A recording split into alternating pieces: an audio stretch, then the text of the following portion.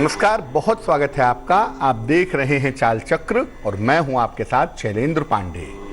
तेज के तमाम दर्शकों को विजयादशमी की यानी कि दशहरे की हार्दिक शुभकामनाएं। आज बात करेंगे दशहरे की और आपको बता दें कि दशहरे का दिन और दशहरे की शाम बड़ी महत्वपूर्ण होती है, बहुत इम्पॉर्टेंट होती है। और दशहरे के दिन के समय में और संध्या काल में अगर आप कुछ खास तरीके के प्रयोग करते हैं तो आपको निश्चित रूप से लाभ हो सकता है।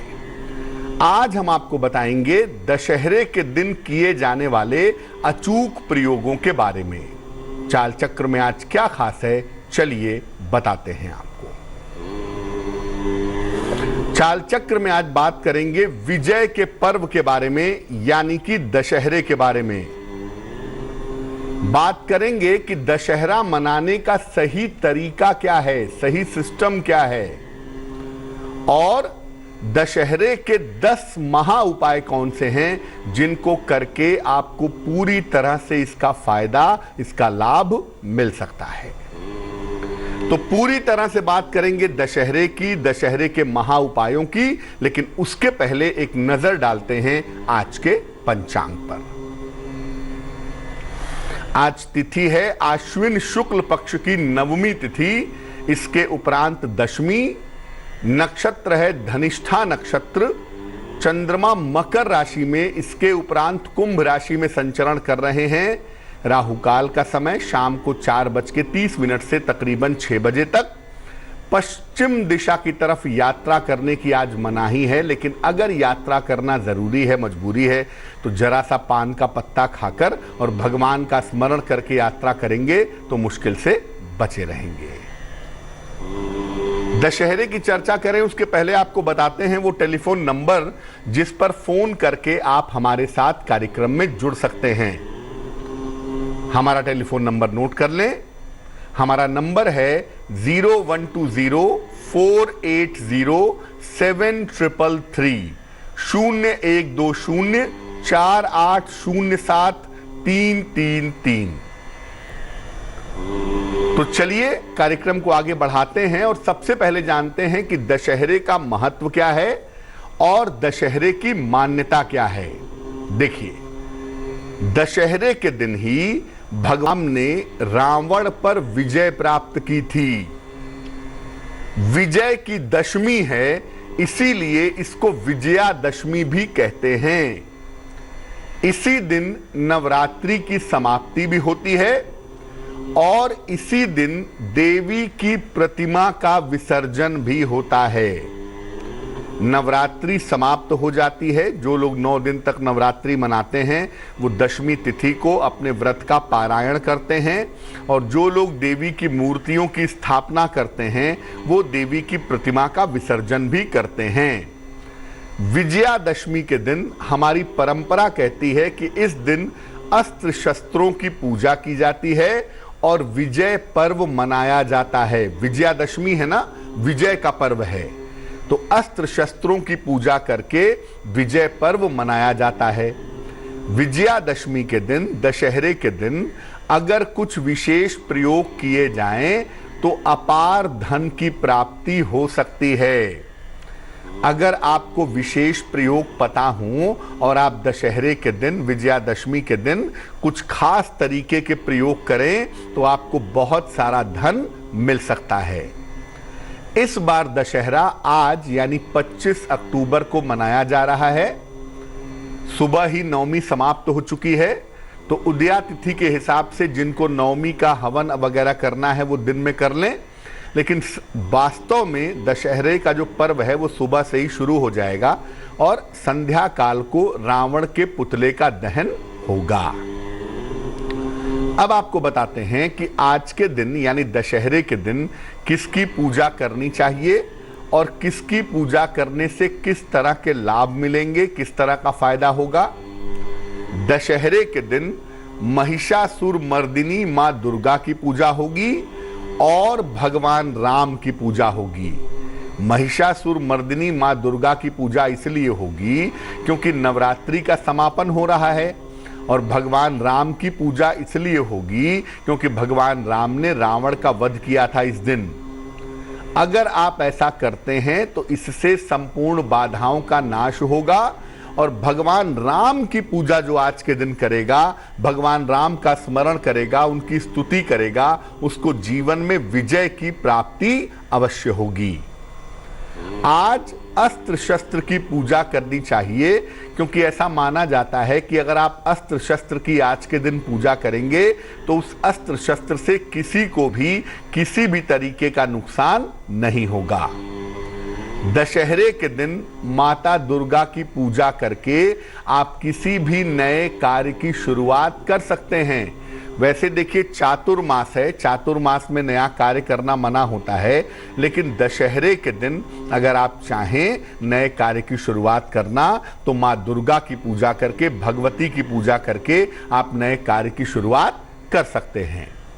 नवग्रहों को नियंत्रित करने के लिए भी दशहरे के दिन पूजा की जाती है। नवग्रहों के लिए हवन किया जाता है, नवग्रहों के लिए दान किया जाता है और ऐसा माना जाता है कि अगर आप नवग्रहों के लिए हवन करते हैं, पूजन करते हैं, दान करते हैं तो जो इसके प्रभाव हैं, जो इसके परिणाम हैं, वो आपके लिए बहुत अच्छे रहते हैं।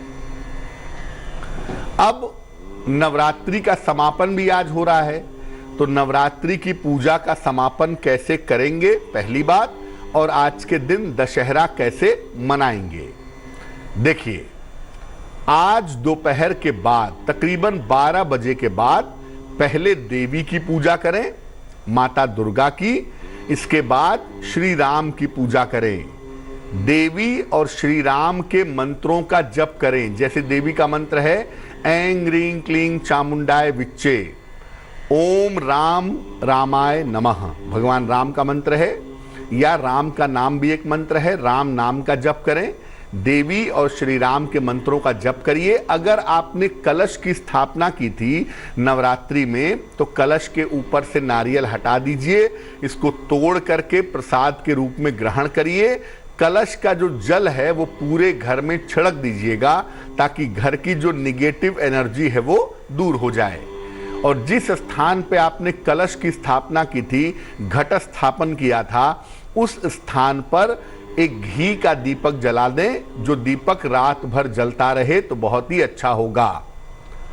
अगर आप शस्त्र पूजा करना चाहते हैं तो आप क्या करेंगे, शस्त्र पर तिलक लगा करके रक्षा सूत्र बांधेंगे।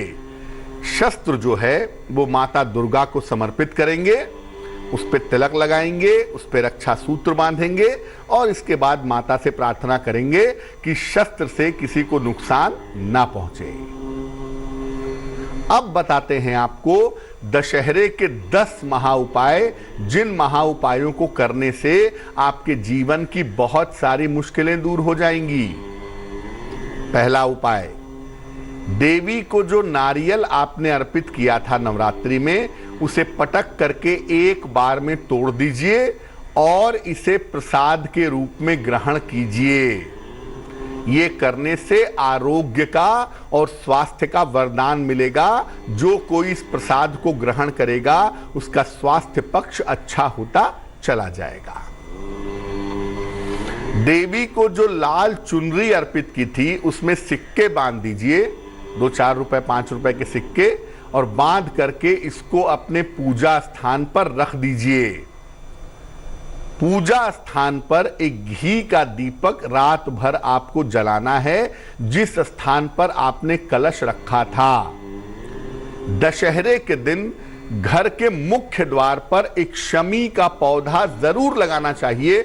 ऐसा मानते हैं कि दशहरे के दिन अगर शमी का पौधा लाया जाए या शमी का पौधा लगाया जाए तो इससे घर की दरिद्रता दूर होती है। अगर पौधा पहले से आपके पास है तो पौधे की पूजा करिए और उसके नीचे एक घी का या सरसों के तेल का दीपक जलाइए। एक इमली की टहनी ले आइए, इमली के पेड़ में से छोटी सी उसकी टहनी तोड़ लीजिए, उसे ले आइए और उसकी पूजा करिए। जल से धोकर तिलक लगाकर उसकी पूजा करिए और इसके बाद इसको अपने घर में रखिए। ऐसा मानते हैं कि इमली की टहनी की पूजा करके अगर घर में रखा जाए तो घर में धन का अभाव नहीं होता। लेकिन साल भर बाद पुरानी टहनी को हटा करके फिर नई टहनी, नई ब्रांच आपको रखनी चाहिए। सुहागन स्त्रियों को दशहरे के दिन श्रृंगार की सामग्री भेंट करना चाहिए। ऐसा करने से अगर आपका विवाह नहीं हुआ है तो विवाह जल्दी होगा, और अगर विवाह हो गया है तो ये उपाय करने से आपका वैवाहिक जीवन अच्छा रहेगा। दशहरे की शाम को राम रक्षा स्तोत्र का पाठ करें। भगवान राम के सामने बैठ करके राम रक्षा स्तोत्र का पाठ करें तो आपके स्वास्थ्य की रक्षा होगी और आपकी आयु लंबी होगी। अगर आपने रावण दहन देखा है, रावण दहन देखने गए हैं, तो घर पर आकर के स्नान जरूर करिएगा और स्नान करके भगवान राम की और मां दुर्गा की पूजा करिएगा। दशहरे के दिन किसी निर्धन व्यक्ति को, गरीब व्यक्ति को मीठी चीज का दान करिएगा, जैसे गुड़ है, लड्डू है, बूंदी है, कोई मिठाई है। अगर आप दशहरे के दिन किसी गरीब व्यक्ति को मीठी चीज का दान करते हैं तो ऐसा माना जाता है कि इससे करियर और रोजगार से जुड़ी हुई जो समस्याएं हैं वो समस्याएं दूर हो जाती हैं। तो दशहरे के दिन 3 काम करना बहुत ही जरूरी है। पहला काम, माता दुर्गा और भगवान राम की पूजा करें। दूसरा काम, कलश हटाएं और कलश के स्थान पर रात भर दीपक जलाएं। और तीसरा काम, घर में शमी का पौधा ला करके लगाएं, या घर में अगर शमी का पौधा है तो उसका पूजन करें, इससे आपको लाभ होगा। वक्त एक छोटे से ब्रेक का है, लेकिन ब्रेक पर जाने के पहले जान लेते हैं कि आज की जिज्ञासा क्या है। आज की जिज्ञासा है कि दशहरे के दिन किस तरह के अस्त्र शस्त्र का पूजन कर सकते हैं। कौन से अस्त्र शस्त्र हैं जिनकी पूजा दशहरे के दिन की जाएगी, ये बताऊंगा मैं आपको एक छोटे से ब्रेक के बाद।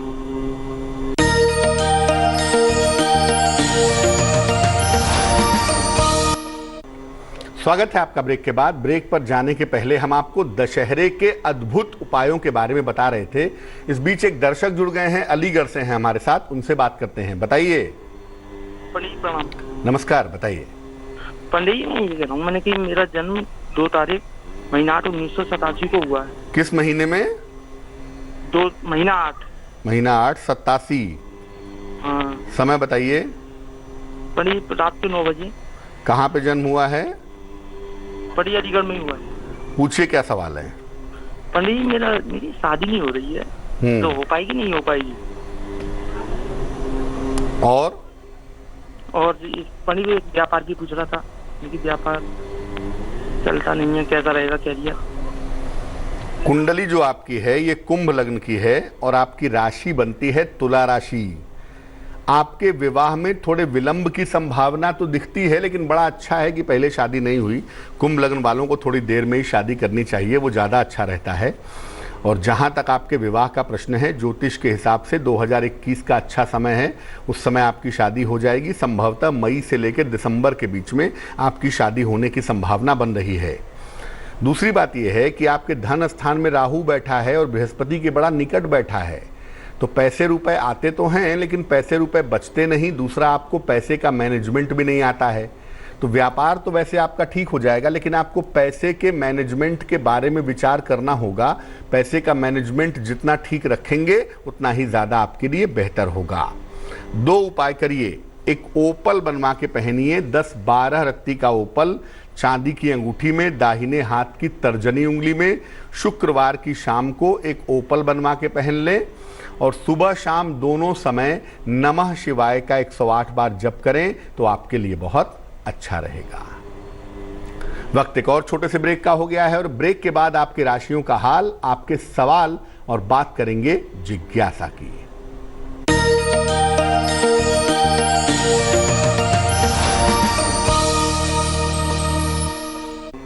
स्वागत है आपका ब्रेक के बाद। ब्रेक पर जाने के पहले हम आपके प्रश्न के उत्तर भी दे रहे थे और आपको दशहरे की महिमा के बारे में भी बता रहे थे।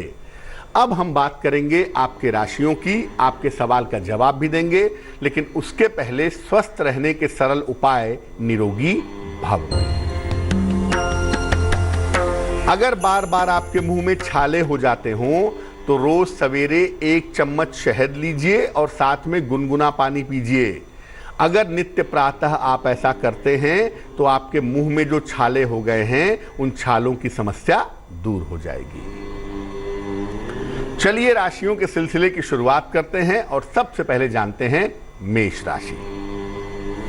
मेष राशि खूब व्यस्तता रहेगी, करियर की स्थिति आपकी अच्छी रहेगी, धन आसानी से मिलेगा। शुभ रंग आपका नीला और भाग्य होगा 75%।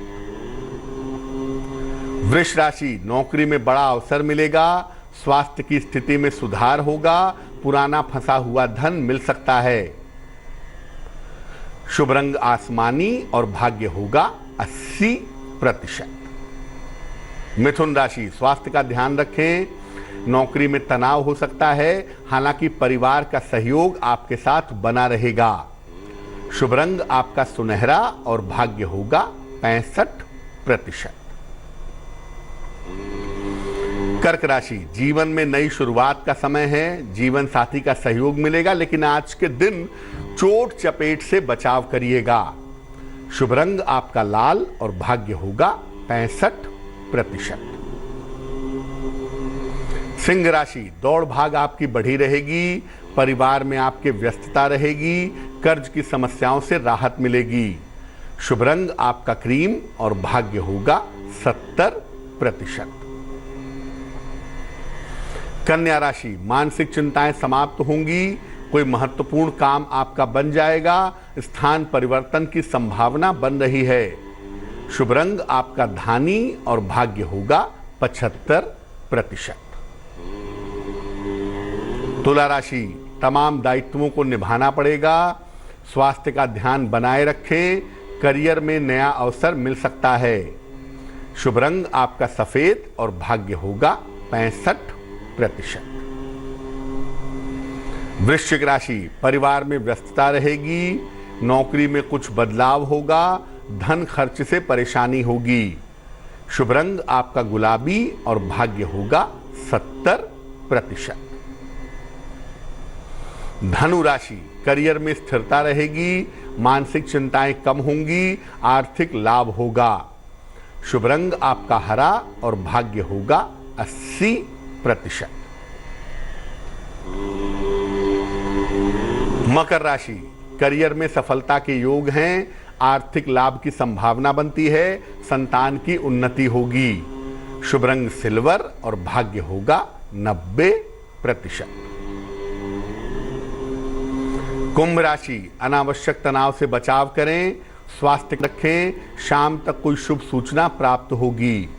शुभ रंग आपका नारंगी और भाग्य होगा 65%। मीन राशि, धन लाभ के योग बन रहे हैं, परिवार में शुभ कार्य होंगे, वाहन सावधानी से चलाएं। शुभ रंग पीला और भाग्य होगा 70%। एक दर्शक जुड़ रही हैं हमारे साथ, ग्वालियर से हैं, उनसे बात करते हैं। बताइए। जी बोल रही हूँ मैं। जी बताएं।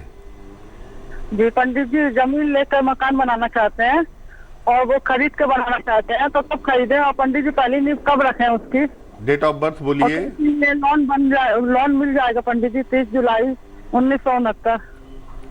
समय बताइए। समय नहीं मालूम पंडित जी। 1 से 9 के बीच में कोई संख्या बोलिए।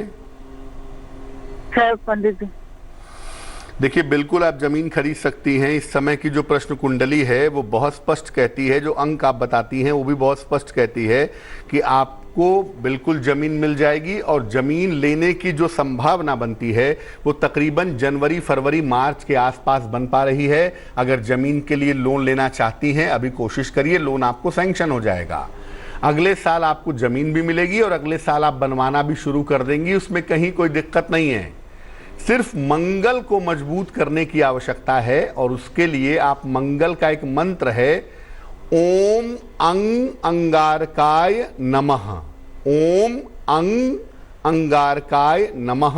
इस मंत्र का सुबह शाम 108 बार जप करिए, आपकी इच्छा पूरी हो जाएगी। चलिए अब बात कर लेते हैं उनकी जिनका है आज जन्मदिन। जिन लोगों का जन्मदिन है उन्हें हम सबकी तरफ से जन्मदिन की हार्दिक शुभकामनाएं। आने वाले वर्ष में आपकी आर्थिक स्थिति में सुधार होगा, करियर में भी सुधार होगा। इस समय नया काम आप कर सकते हैं। कर्ज और मुकदमों की समस्या से छुटकारा मिलेगा, लेकिन आपको इस साल में विवाह के मामलों का और वैवाहिक जीवन के मामलों का ध्यान रखना होगा। क्या करेंगे? पूरे साल भर केतु के मंत्र का जप करें, ओम कें केतवे नमः, तो आपके लिए बहुत अच्छा रहेगा। चलिए अब जान लेते हैं आज की जिज्ञासा और उसका समाधान। दशहरे के दिन किस तरह के अस्त्र शस्त्र की पूजा की जा सकती है, ये आज की जिज्ञासा है। अस्त्र शस्त्र में अंतर क्या होता है? अस्त्र मतलब जिसको फेंक कर चलाया जा सके वो अस्त्र है, और जिसकी सहायता से अस्त्र चलाया जा सके वो शस्त्र है। जो व्यक्ति जिस तरह के शस्त्र का प्रयोग करता है उसे उसी शस्त्र की पूजा करनी चाहिए। विजयादशमी के दिन विद्यार्थी, विद्या वाले लोगों को, लिखने पढ़ने वाले लोगों को इस दिन अपने कलम की पूजा करनी चाहिए, क्योंकि कलम से मजबूत शस्त्र इस दुनिया में कोई नहीं है। चलिए अब जान लेते हैं शुभ पहर का महत्वपूर्ण समय क्या है। शुभ पहर का समय है शाम को 6 बजे से 7:30 तक। इस समय में भगवान राम की पीले फूलों से पूजा करें, इससे आपकी समस्त मनोकामनाएं पूरी होंगी। लेकिन करेंगे शुभ पहर में ही, और वो समय होगा शाम को 6 बजे से 7:30 के बीच में। तो आज के लिए चाल चक्र में बस इतना ही। स्वस्थ रहिए, प्रसन्न रहिए, अपना बहुत ख्याल रखिए। मुझे दीजिए इजाजत, और आगे जरूर देखिए रिश्तों की कहानी संजय सिन्हा के साथ। नमस्कार। लेटेस्ट खबरों के लिए यूं ही देखते रहिए तेज, और इस वीडियो के पसंद आने पर लाइक, शेयर एंड सब्सक्राइब करना ना भूलें।